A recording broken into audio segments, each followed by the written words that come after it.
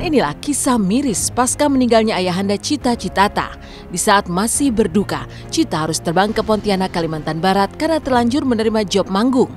Lalu benarkah hingga malam ketiga tahlil, Cita Citata belum juga bisa hadir ke rumah duka demi menemani ibunda dan kakak tercinta?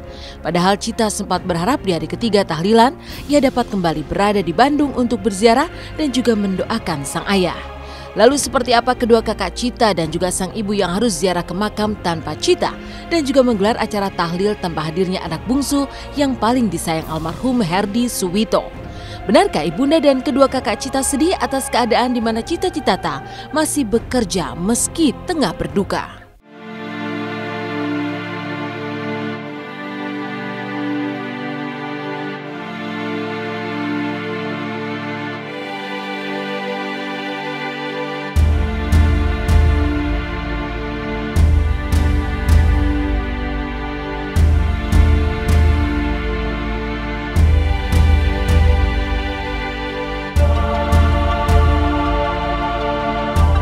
Insya Allah kalau misalkan memang Cita sesudah event ini Cita bisa balik lagi ke sini, mudah-mudahan 3 harian juga bisa datang. Kita sedih ngelihat Cita ya, kasihan gitu kan di dalam keadaan hatinya yang lagi berduka, dia harus kerja, harus pasang senyuman kali ya kalau jadi artis. Pengorbanannya tuh benar-benar ya ampun. Sampai tadi saya ngelihat yang dia pergi dengan tergesa-gesa ya, buru-buru banget, kasihan banget. Mungkin pengennya demo dia di sini sampai 7 hari gitu kan. Mungkin dia yang terpuruk banget, udah mau pingsan-pingsan di makam juga. Katanya sampai tanggal 1 ya baru pulang lagi. Itu nggak bisa, kontraknya nggak bisa dibatalkan. Yang pasti mama memaklumi karena pekerjaan itu memang nggak bisa. Ya nggak bisa karena udah resiko. Sementara itu Cita yang masih berada di Pontianak dalam rangka kerja memang masih begitu merasakan kehilangan sosok ayah tercinta. Apalagi mengingat janjinya kepada sang ayah yang tidak sampai terpenuhi. Mulai dari janji untuk mengajak sang ayah berobat ke Singapura hingga beribadah umroh ke Tanah Suci. Lantas apakah Cita begitu menyesal karena hasil keringatnya sendiri ternyata tak sempat membahagiakan ayah tercinta? Belum. Kemarin aku sempat bilang sama ayah kalau aku mau bawa ayah ke Singapura. Cuma ayah udah keburu udah sampai ayah begini, jadi aku ngerasa aku bersalah banget sama ayah. Dia itu udah cita-citanya dari dulu umrohin orang tua gitu kan ya, tapi mungkin belum waktunya, nggak ada waktu. Kita cuman kemarin ya alhamdulillah habis kurban kita itu yang paling disayang dia, yang paling dia manja ya, yang paling manja lah dia, anak bontot namanya.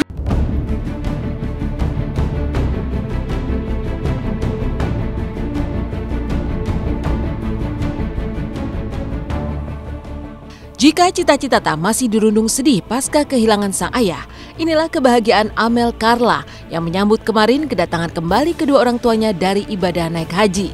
Selain bahagia karena kini kedua orang tuanya sudah kembali, artis remaja ini pun bahagia lantaran kedua orang tuanya pulang dengan selamat tak kurang suatu apa. Ya, saat musibah Mina yang menewaskan ratusan jemaah haji kemarin, Amel memang sangat panik, bahkan terus-terusan menangis lantaran takut kehilangan kedua orang tuanya yang sedang berada di Tanah Suci.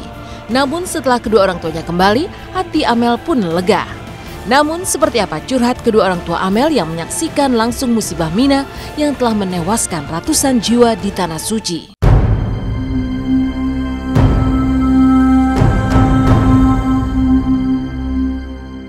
Kejadiannya tuh di jalur terowongan pertama ya Pak ya, jalan masuk lantai 1. Jadi sebetulnya sama-sama melakukan ibadah lempar jumrah, tapi kejadiannya di lantai 1 dan itu memang agak berjauhan ya. Areanya terpisah, jadi ini area A, area B, area C. Nah, saya melihatnya waktu kembali, saya memang tidak langsung kembali lewat jalur yang terowongan ketiga, tapi saya potong rambut dulu sehingga turun.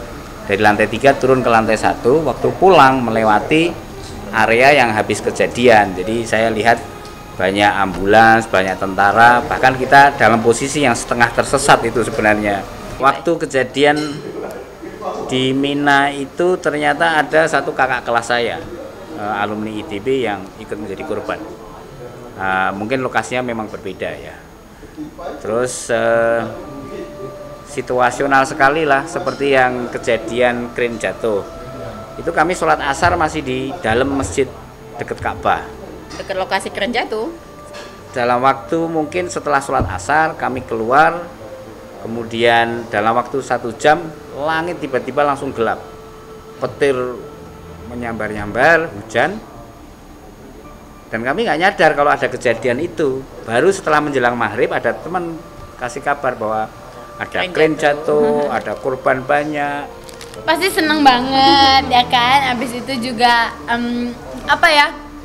jadi tenang sih gitu kan, alhamdulillah udah pada pulang gitu kan. Dan di sana juga karena kemarin banyak insiden kan, banyak kecelakaan gitu kan ya, kejadian-kejadian. Tapi alhamdulillah Bapak Ibu udah pulang dengan selamat sentosa.